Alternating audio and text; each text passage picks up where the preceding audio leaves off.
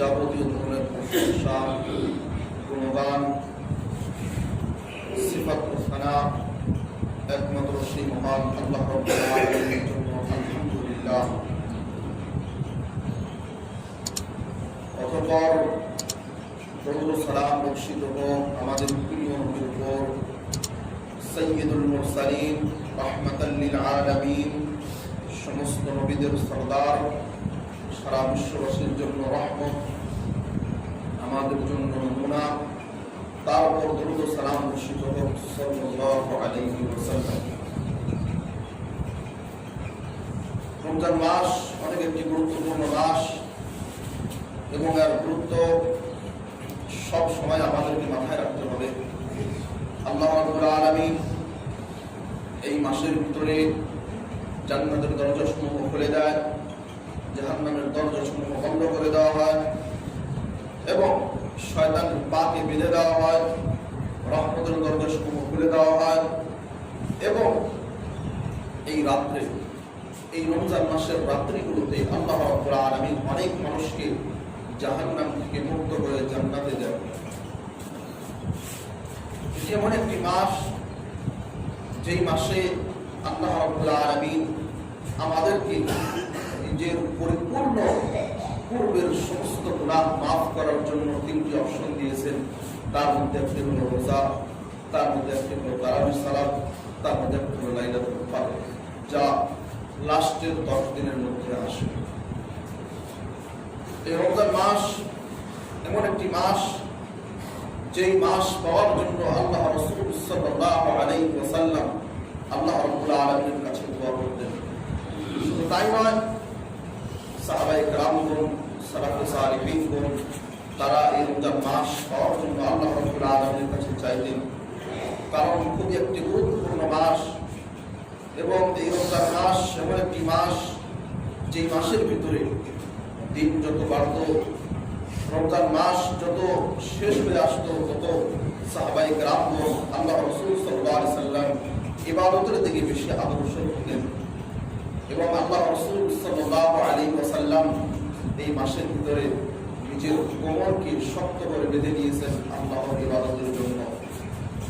এই রমজান মাস এমন একটি মাস, এই রোজা সিয়াম এমন একটি ইবাদত, যার প্রতিদান আল্লাহ রাব্বুল আলামিন কিয়ামতের দিন নিজ হাতে দিবেন এবং এই সিয়াম এমন একটি জিনিস, এমন একটি ইবাদত, যার জন্য সিয়াম পালনকারীর জন্য, সাইমের জন্য আল্লাহ রাব্বুল আলামিন জান্নাতের মধ্যে একটি দরজা নির্ধারিত করে রেখেছেন, যার নাম হলো রায়্যান, এবং সেই দরজাটি দিয়ে সিয়াম পালনকারী ব্যতীত অন্য আর কেউ প্রবেশ করতে পারবে না।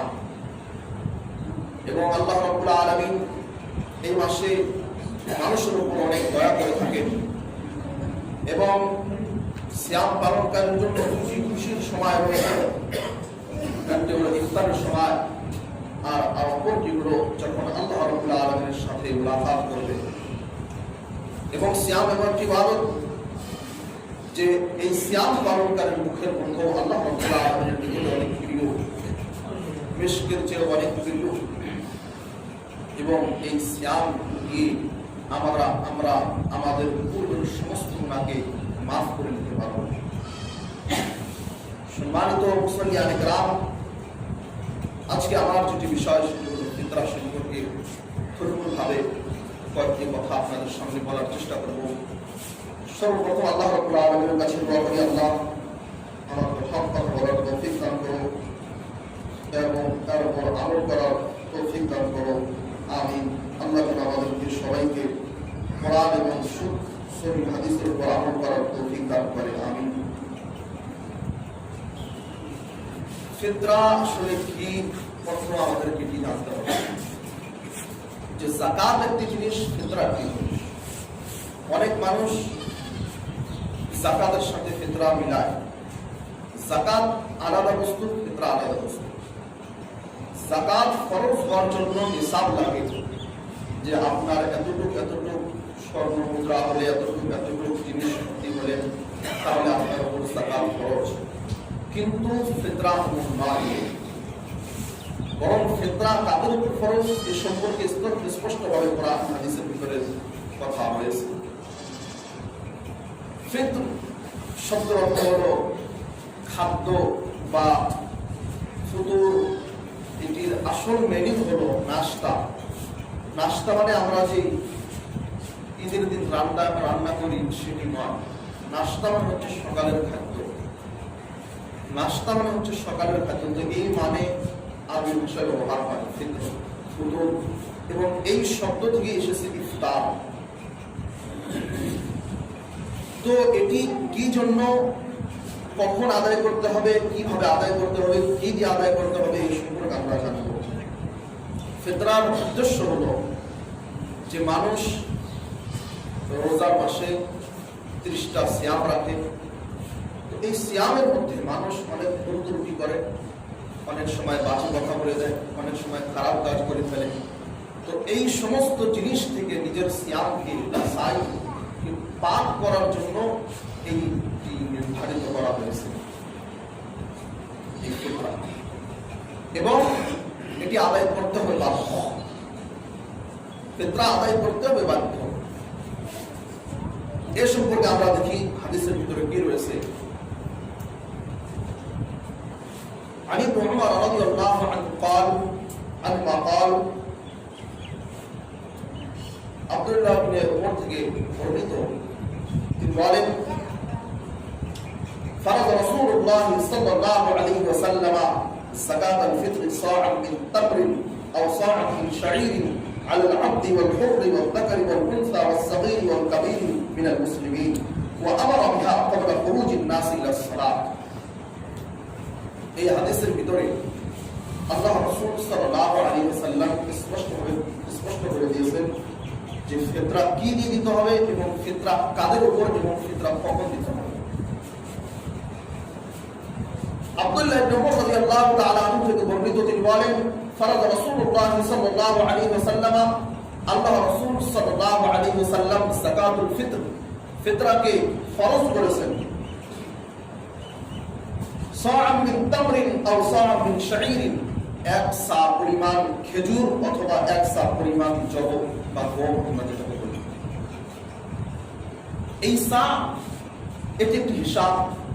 এখন এই সা সম্পর্কে একটি কথা আমাদেরকে জেনে নিতে হবে যে এখানে আল্লাহ রাসূল সাল্লাল্লাহু আলাইহি ওয়াসাল্লাম এই সার কথাটি বলেছেন, এটি হলো মক্কা মদিনার সা, ইরাকের সা নয়।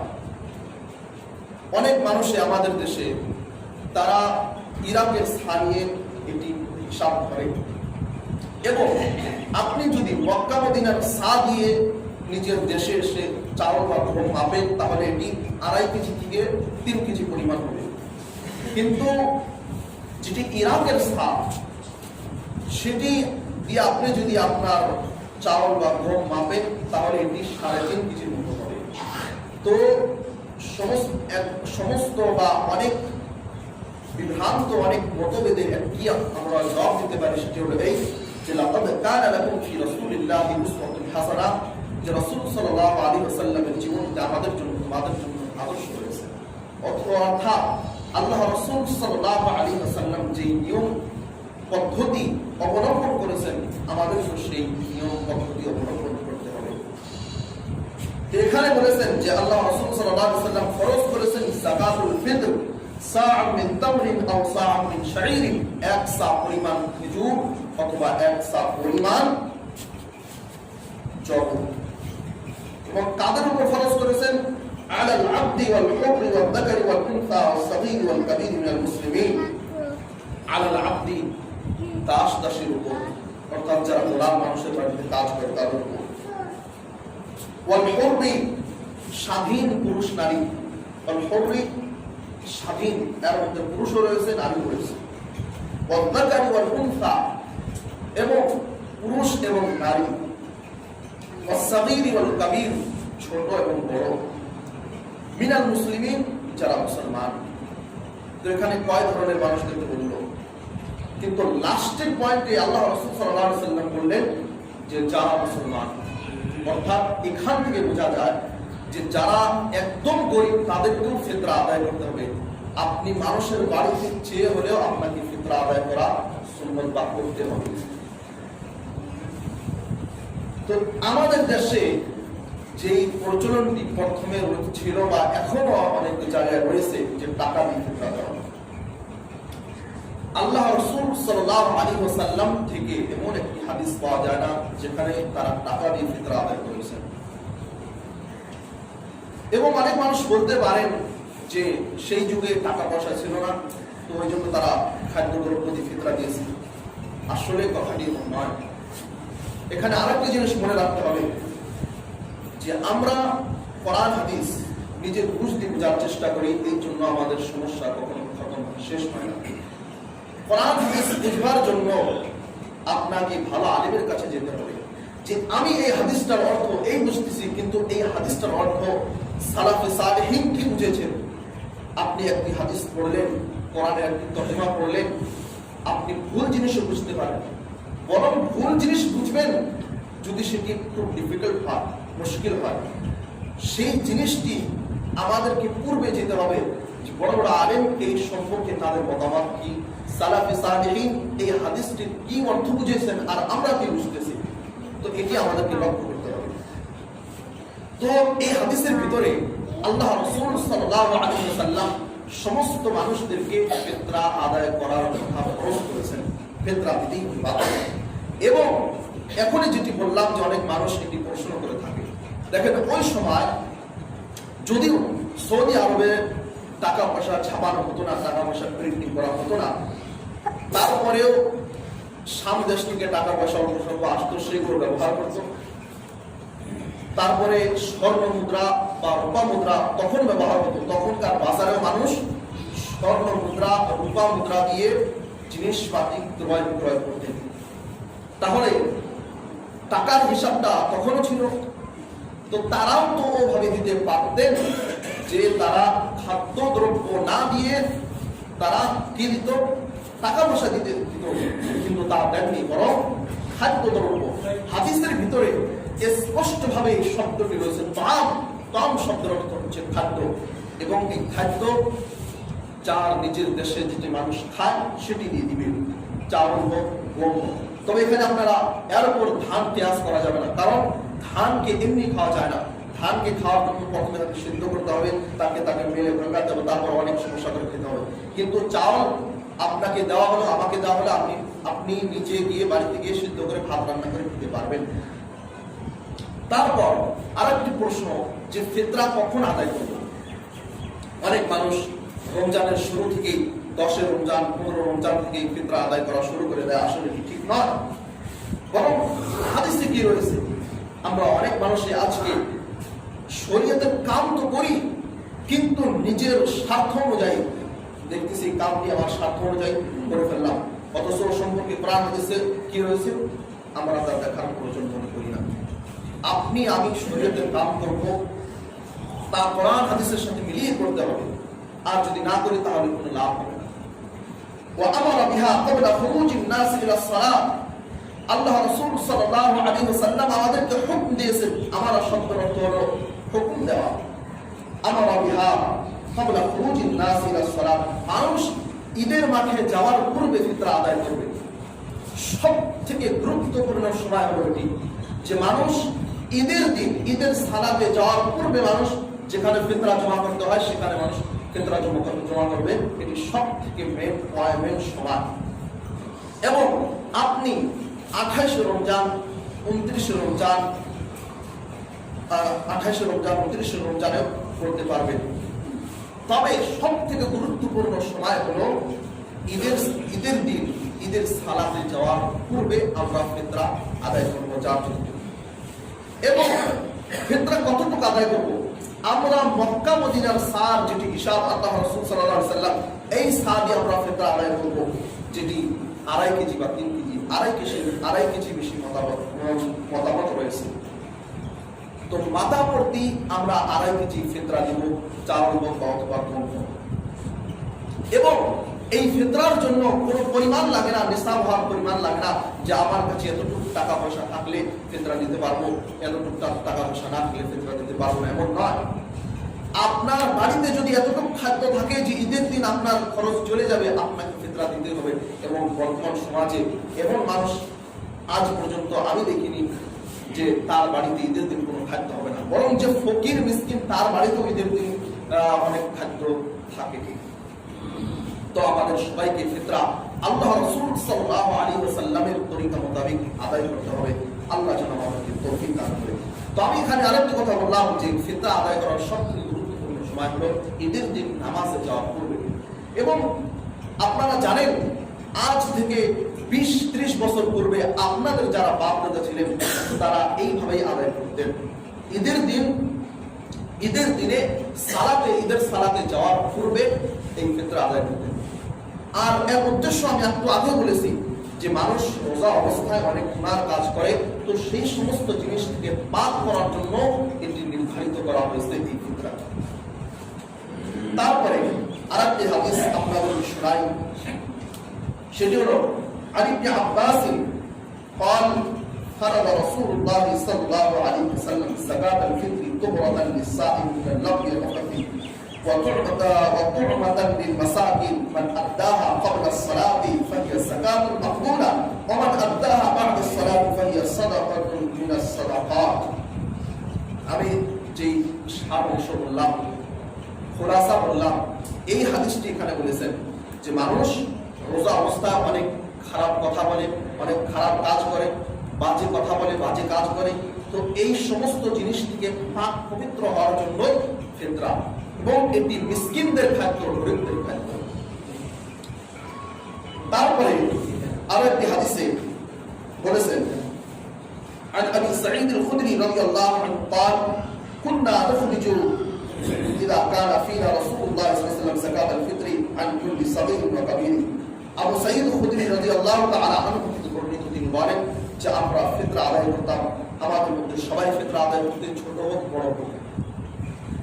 এবং আজকে দেশের মধ্যে যে এই টাকা দিয়ে ফিতরা দেওয়া, এখানে আরেকটি গোমর রয়েছে। গোমরটা কি?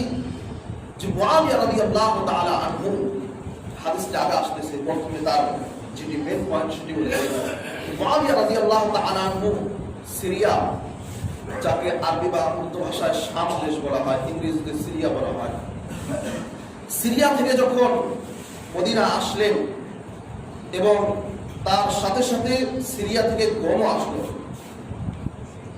তো ওই সময় মুআবিয়া রাদিয়াল্লাহু তাআলা আনহু মিম্বারের উপর চড়ে মানুষকে খুতবা দিয়ে বলল যে তোমরা সিরিয়ার যেটি অর্ধসা হিসাবে, মদিনার এক সা হিসাবে তোমরা ফিতরা দাও। এইভাবে কিছু কথা বলেছেন, মানে মূল্য হিসাব করে দিয়েছেন। তো ওই সময় সবাইকে কবুল করে, কিন্তু আবু সাঈদ খুদরি রাদিয়াল্লাহু তাআলা সেটি কবুল করে না। এই সম্পর্কে হাদিস আমরা শুনি।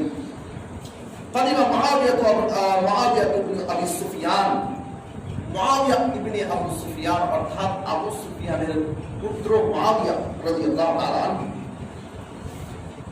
কাদিমা আসলেন হাজ্জান আও মুতামিরান, হজের নিয়তে অর্থাৎ অথবা উমরা করার নিয়তে।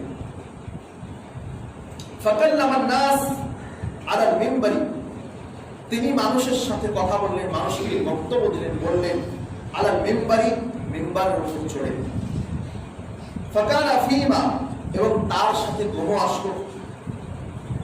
কাল্লামা বিহিন নাস আন ক্বালা ইন্নী আরা মুদাইন মিন সাওয়াইশ শাম, তিনি বলল, অর্থাৎ মুআবিয়া রাদিয়াল্লাহু তাআলা আনহু বলল যে আমি ভাবি যে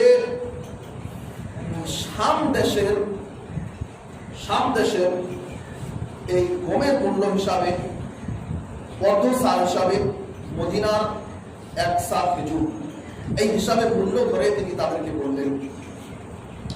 এবং এই কথাটি সবাই মেনে নিল, অর্থাৎ অর্ধেক সা তারা মেনে নিল মুআবিয়া রাদিয়াল্লাহু তাআলা আনহু।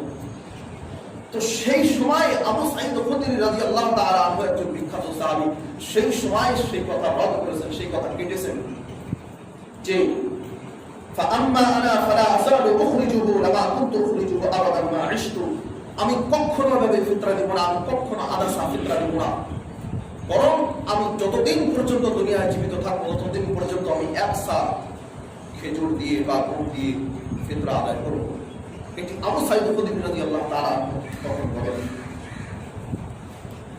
মাজলিসের মধ্যে একজন ব্যক্তি বলল যে মুআবিয়া রাদিয়াল্লাহু তাআলা আনহু যেভাবে বলল এই কি ফিতরা আদায় হবে না, তখন বললেন লা তিলকা কিমাতু মুআবিয়া, আরে এটি তো মুআবিয়া রাদিয়াল্লাহু তাআলা আনহুর হিসাব, এটি তো মুআবিয়া রাদিয়াল্লাহু তাআলা আনহুর ইজতিহাদ, মুআবিয়া রাদিয়াল্লাহু তাআলা আনহুর হিসাব। লা আকবিলুহা ওয়ালা আ'মালু বিহা, লা আকবিলুহা আমি এটাকে কখনো গ্রহণ করব না, ওয়ালা আ'মালু বিহা এবং এর উপর আমি আমলও করব না। অর্থাৎ এখান থেকে স্পষ্ট হয়ে গেল যে এক সা পরিমাণ, এবং সেই সাটি হবে মদিনা, মক্কা মদিনার সা। যারা মক্কা মদিনায় গিয়েছেন তাদেরকে উচিত যে তারা মক্কা মদিনা থেকে একটি সা ক্রয় করে নিয়ে আসবে, এবং এই সা দিয়ে মেপে আমাদেরকে ফিতরা আদায় করতে হবে। এবং ফিতরার বিষয়ে এক দুটি কথা বলে ইতিকাফ সম্পর্কে এক দুটি কথা বলবো। যে ফিতরা আমাদেরকে আদায় করার যেটি সব থেকে গুরুত্বপূর্ণ সময়, সেটি হলো ঈদের দিন নামাজে যাওয়ার পূর্বে। তবে আপনি 28 রমজান এবং 29 রমজানেও আদায় করতে পারবেন, জায়েজ রয়েছে। তবে তার পূর্বে যদি দেন তাহলে আপনার এই কাজ একদম হাদিসের উল্টা হয়ে যাবে, তখন আপনার ফিতরা আদায় হবে না হবে সেটি আল্লাহু আ'লাম, আল্লাহ ভালো করে জানেন। এজন্য ফিতরা আদায়ের সব থেকে উচিত সময় হলো ঈদের দিন, ঈদের সালাতে যাওয়ার পূর্বে। এবং আপনি 28-এও আপনি 29-এও এটি আদায় করতে পারেন। আরো একটি কথা, যে অনেক মানুষে বদমাশি করে কামের দোহাই দিয়ে, পরীক্ষার দোহাই দিয়ে রোজা ভঙ্গ করেছে, সে কি ফিতরা দিবে? সেও ফিতরা দিবে, এবং সে রোজা ভঙ্গ করেছে বলেই যে তার ফিতরা নেওয়া যাবে না এমন কথা নয়, তারও ফিতরা নিতে হবে। রোজা ভঙ্গের সাথে ফিতরার সাথে কোনো কানেকশন নাই। আপনি চাহে বেমারি অবস্থায় রোজা ভেঙেছেন, চাহে বদমাশি করে রোজা ভেঙেছেন, কোনো জিনিসের দোহাই দিয়ে ভেঙেছেন, আপনাকে ফিতরা দিতে হবে। কারণ এই ফিতরার সাথে রোজার সাথে কোনো কানেকশন নাই। কানেকশন এতটুকু যে আপনি রোজা অবস্থায় যে ভুল কাজগুলো করেছেন সেই সমস্ত জিনিস থেকে পাপ করার জন্য এই ফিতরা। এবং এটি বন্টন কখন করবেন? বন্টন যদি ঈদের পূর্বে যদি সম্ভব হয় বন্টন করবেন, যদি সম্ভব না হয় 1-2 দিন পরে করবেন, কোনো সমস্যা নেই। এবার ফিতরা সম্পর্কে আরো অনেক প্রশ্ন থেকে যায়, বা হয়তো অনেক সময় অনেক প্রশ্ন মাথায় আসে না। যদি ফিতরা সম্পর্কে আরো কিছু জানার বাকি থাকে জিজ্ঞেস করতে পারেন। এবং ইতিকাফ যেটি এই মাসে গুরুত্বপূর্ণ একটি জিনিস, সেটি হলো এই যে ইতিকাফ কাকে বলে? ইতিকাফ শব্দের অর্থ হলো বিরত থাকা। মানুষ অনেক কাজে ব্যস্ত থাকে, কিছু দিন সময় বাহির করে বিরত থেকে আল্লাহ রাব্বুল আলামিনের ইবাদতে মগ্ন হবে, এটাকে বলা হয় ইতিকাফ। এবং এটি যে বাধ্যতামূলক জরুরি করতেই হবে এমন নয়, করলে ভালো। এবং সারা গ্রামের ভিতরে কেউ যদি ইতিকাফে না বসে যে সারা গ্রামের মানুষ গুনাহগার হবে, এটিও এমন নয়। যার পছন্দ সে বসবে, যার পছন্দ না সে বসবে। এবং এই ইতিকাফের ভিতরে থেকে কি করতে হবে আমাদের? যারা ইতিকাফ, তবে আমার এই কথার অর্থ এটি নেবেন না যে ইতিকাফে বসাই যাবে না, বসবেই না, এর অনেক সওয়াব রয়েছে। এবং আল্লাহ রাসূল সাল্লাল্লাহু আলাইহি ওয়াসাল্লাম প্রত্যেক বছর বসেছেন, এবং শেষ বছর যেই বছর আল্লাহ রাসূল সাল্লাল্লাহু আলাইহি ওয়াসাল্লাম দুনিয়া থেকে বিদায় নেন, অর্থাৎ মৃত্যুবরণ করেন, সেই বছর আল্লাহ রাসূল সাল্লাল্লাহু আলাইহি ওয়াসাল্লাম 20 দিন ইতিকাফ করেছেন। ইতিকাফের ভিতরে আমাদেরকে যেটি কাজ করতে হবে, বা যারা ইতিকাফে বসার ইচ্ছুক, ইচ্ছা রাখে ইতিকাফে বসবে, তাদের জন্য কর্তব্য হলো যে ইতিকাফের ভিতরে এসে তারা একটি জায়গা নির্ধারিত করে নেবে, মানুষের সাথে প্রয়োজন ছাড়া কোনো কথা বলবে না, এবং কারো মারা গেলে জানাজাও সে যেতে পারবে না, কোনো জিনিসের খাদ্যর জন্য সে বাহিরে যেতে পারবে না, স্ত্রীর সাথে সহবাস করতে পারবে না। যদি স্ত্রীর সাথে কোনো কথার প্রয়োজন হয় বা আপনার বাসরার প্রয়োজন হয়, আপনার স্ত্রী মসজিদে এসে আপনার সাথে কথা বলে চলে যাবে, তবে আপনি যেতে পারবেন না। এটি ইতিকাফের নিয়ম। তারপরে ইতিকাফে বসে আমাদেরকে আরো যেটি কাজ করতে হবে, যে ইতিকাফে বসে আমাদেরকে বেশি বেশি কোরআন তেলাওয়াত করতে হবে, এবং মাঝে মধ্যেই 2 রাকাত, মাঝে মধ্যেই ওযু করে এসে 2 রাকাত সালাত আদায় করতে হবে। তবে এই সালাতটি হবে ওযুর সালাত অথবা ক্ষমার সালাত। তবে এই সালাত নিয়ে আমাদেরকে আমরা কখন মনে না করি যে এটি ইতিকাফের সালাত, কারণ ইতিকাফের কোনো সালাত নাই, ইতিকাফের কোনো নামাজ নেই। এবং ইতিকাফের জন্য সবথেকে গুরুত্বপূর্ণ কাজ হলো যে মাঝে মধ্যেই ওযু করে এসে 2 রাকাত সালাত আদায় করবেন, আল্লাহর কাছে দোয়া করবেন, কান্নাকাটি করবেন, কোরআন পড়বেন এবং একটু রেস্ট নেবেন। এমন নয় যে শুধু পড়তেই থাকবে, একটু রেস্টেরও প্রয়োজন রয়েছে। তারপরে আরেকটি ছোট্ট বিষয় বলে আজকের খুতবা শেষ করে দিব, সেটি হলো লাইলাতুল কদর বা শেষের 10 রাতে যা আসে। এই লাইলাতুল কদরের অনেক গুরুত্বপূর্ণ বা অনেক গুরুত্ব রয়েছে, যা কোরআনের ভিতরে স্পষ্টভাবে বলা হয়েছে। কি বলা হয়েছে? যে লাইলাতুল কদরি অর্থাৎ কদরের রাত। লাইলাতুল শব্দের অর্থ হলো রাত, আরবি ভাষা। কদর শব্দের অর্থ হলো সম্মানিত, মর্যাদার রাত। তো লাইলাতুল কদরি খায়রুম মিন আলফি শাহর, শাহর শব্দের অর্থ হলো মাস। যে লাইলাতুল কদর এমন একটি রাত, যেই রাত্রে ইবাদত করলে 1000 মাসের ইবাদতের চেয়ে বেশি করবে। সুবহানাল্লাহ। তো এই জন্য আমাদের জন্য কর্তব্য হলো যে রমজানের শেষ যে 10 দিন রয়েছে, সেই শেষ 10 দিনে আমরা বেশি বেশি বেজর রাত্রে আল্লাহর ইবাদত করার চেষ্টা করি। এবং আমাদের দেশে সম্পর্কে আরো অনেক ভুল কাজ রয়েছে, যে লাইলাতুল কদর রাত্রে জেগে জেগে তারা পুরো রাত বক্তব্য দেয়। এটি ভুল নিয়ম। লাইলাতুল কদর রাত্রিতে আপনাকে কি করতে হবে? আপনাকে কোরআন পড়তে হবে এবং মাঝে মধ্যে ওযু করে এসে 2 রাকাত সালাত আদায় করতে হবে এবং একটু রেস্ট নিতে হবে এবং বিরতি নিতে হবে। একটু সময় আপনি কোরআন পড়লেন, নামাজ পড়লেন, নামাজ পড়ার পর আর নামাজগুলো সেই সময় হবে অনেক দীর্ঘ। আপনি দাঁড়িয়ে আছেন, কিয়াম করছেন, আপনি সূরা বাকারার মতো বড় সূরা আপনাকে মুখস্থ নেই, আপনি কোন সূরায় পড়তে থাকেন, আপনি সূরা নাস পড়তে থাকেন, যতক্ষণ পর্যন্ত আপনি নিজের অন্তরের ভিতরে, নিজের শরীরের ভিতরে ক্লান্ত অনুভব না করতে পারেন। তেমনিভাবে আপনি রুকুতে গেলেন, রুকুতে যাওয়ার সময় আপনি রুকুতে সুবহান রাব্বিল আযীম যেটি দোয়া রয়েছে আপনি পড়তে থাকেন, যতক্ষণ পর্যন্ত আপনি দেখতেছেন যে এখন আর রুকুতে থাকা সম্ভব হয় না, তখন আপনি উঠে যান। ঠিক এভাবে লাইলাতুল কদর রাত্রিতে ইবাদত করতে হবে।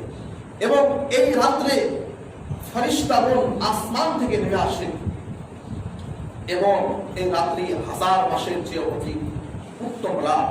আজকে পৃথিবীর মধ্যে কে রয়েছে যে 1000 মাস তিনি জীবিত থাকবে?